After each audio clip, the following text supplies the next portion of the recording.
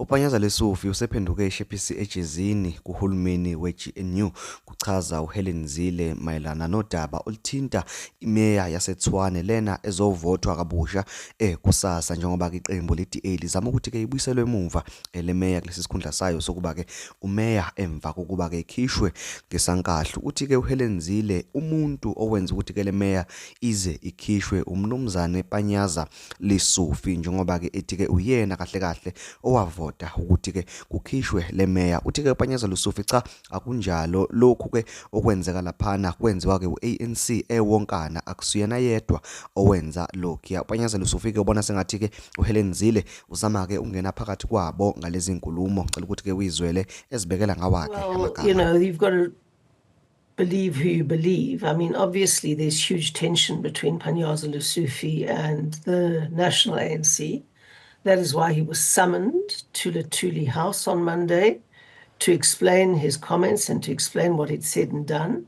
So, you know, there's huge tension and a huge difference of opinion about how to proceed.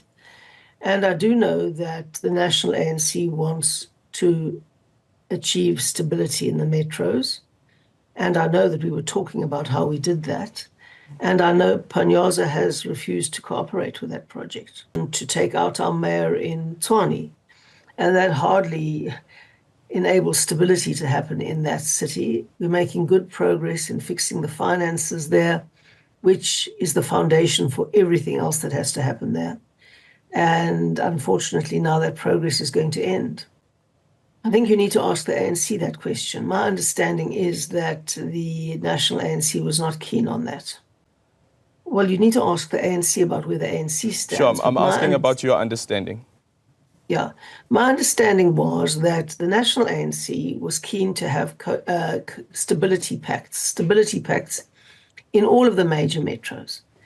And that means we would leave the ANC's mayor in Ekurhuleni, and they would leave our mayor in Tshwane, etc., etc.